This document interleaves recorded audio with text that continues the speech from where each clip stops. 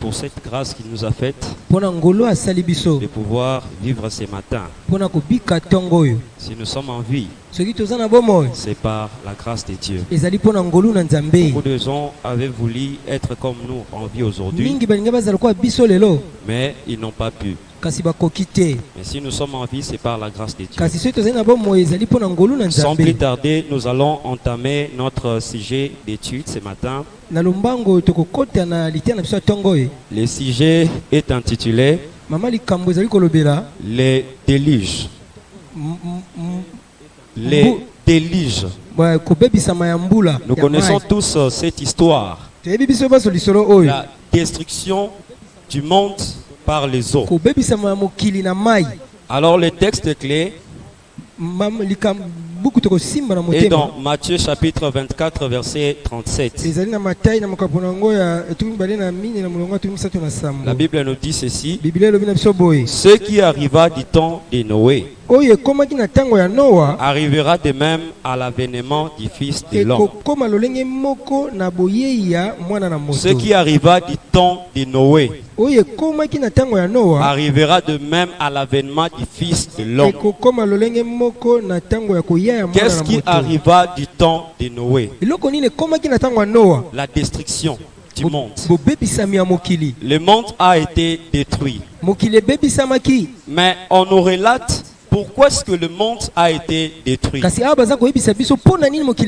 est-ce que Dieu avait détruit le monde? C'est parce que l'état moral des hommes du temps de Noé était mauvais. Lorsque nous lisons Genèse chapitre 6 verset 5, la Bible nous dit ceci: l'Éternel vit que la méchanceté des hommes était grande sur la terre, et que toutes les pensées de leur cœur se portaient chaque jour uniquement vers le mal. Alléluia. L'état moral des hommes du temps de Noé n'était que méchanceté, à tel point que toutes leurs pensées, lorsqu'ils se réveillent, ils ne pensent qu'au mal. Ils ne pensent qu'à comment faire du mal. Ils ne pensent qu'à comment détruire l'autre, comment tuer l'autre, comment voler l'autre. Donc c'était ça l'état moral des gens du temps de Noé. Et c'est ce qui causa les déluges. N'est-ce pas ce que nous vivons aujourd'hui? Aujourd'hui aussi, l'état moral des hommes ne sont que méchanceté. Parce que l'histoire conserve encore des archives. On nous relate que la première guerre mondiale n'avait pas empêché l'explosion de la seconde. Même s'il y a eu des dégâts, même s'il y a eu des grandes destructions, mais cela n'avait pas empêché l'explosion de la seconde guerre mondiale. Et par rapport à ce que nous vivons aujourd'hui, nous ne sommes pas loin de la troisième guerre mondiale. Prions seulement le Seigneur, parce que ça peut être possible à cause de la méchanceté des hommes. L'état que nous avons aujourd'hui, l'état moral d'aujourd'hui, n'est pas différent de l'état moral des hommes du temps de Noé. Parce que notre état moral et leur état moral se fusionnent par la méchanceté. Mais qu'est-ce que Dieu avait ressenti lorsqu'il avait vu cela? La Bible nous dit dans Genèse chapitre 6 verset 6, l'Éternel s'est repenti d'avoir fait l'homme sur la terre, et il fut affligé en son cœur. Alléluia. Amen. Dieu fut désolé. Dieu fut affligé à cause du mal, à cause de la méchanceté des hommes, à tel point que Dieu s'était repenti d'avoir fait l'homme sur la terre. Toutefois, même si Dieu s'était désolé, on nous montre que le regret de Dieu contient aussi des éléments du salut. Lorsque Dieu regrette, il ne regrette pas seulement pour regretter, mais il regrette tout en pensant qu'est-ce qu'il faut faire pour sauver l'homme. Il regrette tout en concevant de choses pour tirer l'homme du mal. Voilà pourquoi Dieu avait préparé de moyens pour sauver l'homme qui délige. Certes, Dieu allait tuer les mondes, mais lui-même il avait préparé de moyens pour faire sortir l'homme de ses déliges. Voilà pourquoi lorsque nous lisons Genèse chapitre 6, à partir du verset 13 jusqu'au verset 21, nous voyons que Dieu avait trouvé un moyen pour les salis de l'humanité. Et Dieu avait donné un plan détaillé de la construction de l'arche. Et c'est Noé qui avait reçu ce plan. Et on nous a dit que de la même manière, Dieu avait donné un moyen de salir à l'humanité. À ce temps-là, du temps de Noé, c'était de la même manière. Dieu aussi avait donné aux enfants d'Israël un moyen pour la purification de leurs péchés. Et c'était aussi la construction de l'arche de l'alliance. Donc tout cela nous montre que Dieu n'aime pas que ses enfants, ses créatures restent dans le péché. Dieu ne veut pas que nous puissions rester dans la destruction. Mais ce qui nous intéresse ici, c'est ce que Noé avait fait. Lorsque Dieu lui avait dit de construire l'arche, qu'est-ce que Noé avait fait? La Bible donne un rapport de ce que Noé avait fait. Quel rapport la Bible donne-t-elle à ce que Noé avait fait? La Bible nous dit, Genèse chapitre 6 verset 22, c'est ce que Noé fit. Il exécuta tout ce que Dieu lui avait ordonné. Alléluia. Amen. C'est un bon rapport.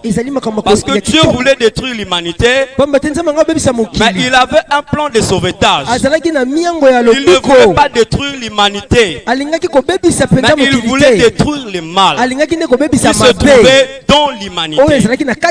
Voilà pourquoi il avait conçu un plan qui allait sauver l'humanité. Et il avait confié cela à un homme qui s'appelait Noé. Et la Bible dit Noé obéit à la voix de Dieu en exécutant tout ce que le Seigneur lui avait dit de faire. Noé n'avait pas seulement construit l'arche, mais la Bible nous montre aussi autre chose que Noé avait fait. C'était aussi très important pour le salut de l'humanité. Alors la Bible nous dit dans 2 Pierre chapitre 2 verset 5, ce que Noé avait fait encore. Noé n'avait pas seulement exécuter l'ordre de Dieu dans le cadre de la construction de l'arche. Mais 2 Pierre chapitre 2 verset 5 nous montre une autre activité de Noé pour sauver l'humanité. La Bible dit ceci: s'il n'a pas épargné l'ancien monde, mais s'il a sauvé Noé, lui huitième personne, c'est prédicateur de l'évangile. Alléluia. Amen. Une autre activité de Noé consistait à prêcher, à avertir les antédiluviens, les gens qui vivaient avec lui avant les déluges. Il leur prêchait. Et la Bible dit que la période la période de grâce que Dieu accorda à ces personnes, c'était de 120 ans. Alléluia. Notre Dieu est un Dieu d'amour. Il a prévenu. Il a dit que je vais détruire le monde. Mais il a donné une période de grâce de 120 ans pour que ces gens puissent se repentir. Mais ces gens-là ne s'étaient pas repentis. Ils pensaient que Noé était en train de blaguer. Noé était en train de prêcher. Noé était en train de leur dire que ce monde va être détruit. Mais ils n'entendaient pas. Pendant 120 ans. Mais ils n'avaient pas entendu. Mais ce qui est mal, c'est que lorsque Noé avait dit cela,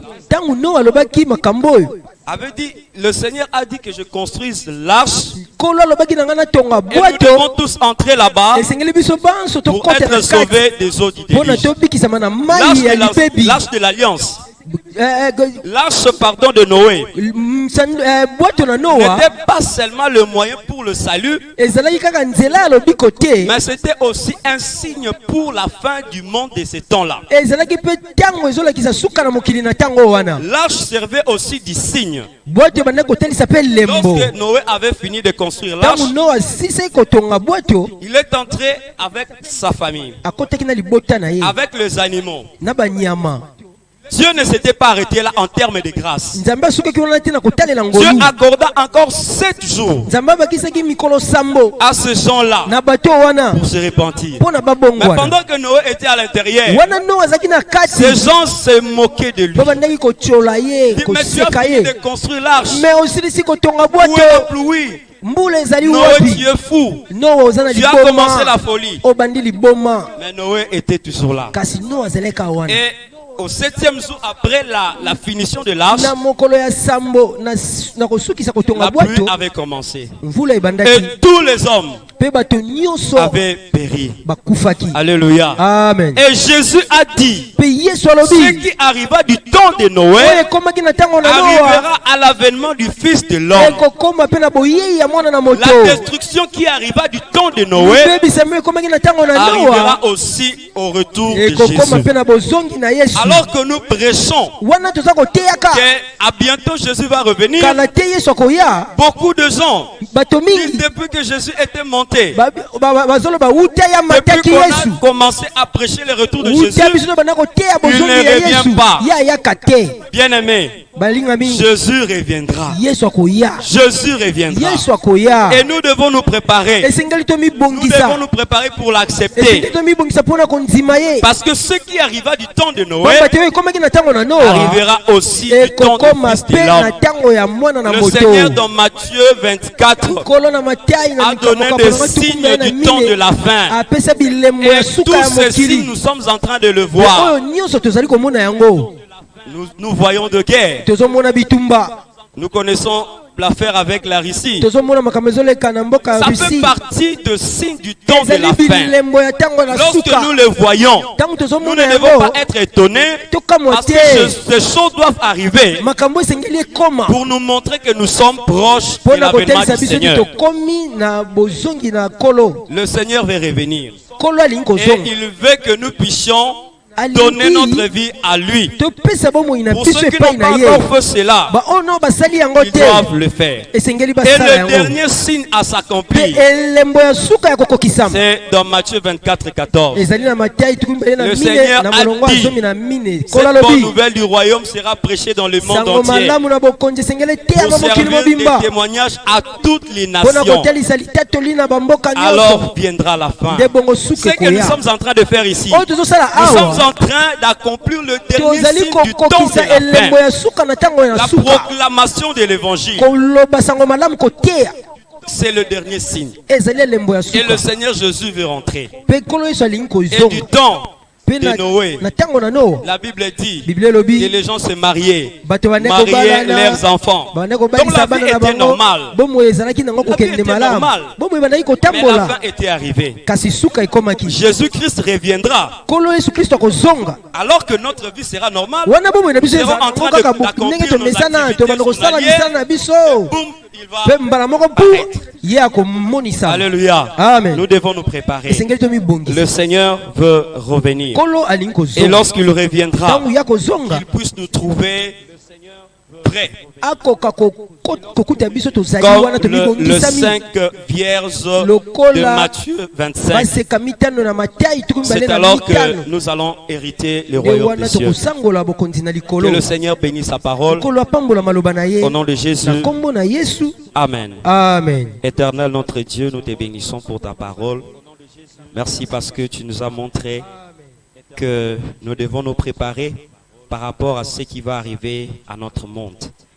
Éternel, permet que à chaque fois, le Saint-Esprit puisse nous rappeler que nous sommes vers la fin de ce monde et que nous puissions marcher en conformité avec ta parole. Ceux qui ne t'ont pas encore accepté dans leur vie, Seigneur, tu es celui qui convainc. Père, convainc-le que ce monde tend vers sa fin, afin que nous puissions tous nous préparer à ta seconde venue. Éternel notre Dieu, nous bénissons aussi cette journée. Permets que tout ce que nous allons faire aujourd'hui puisse connaître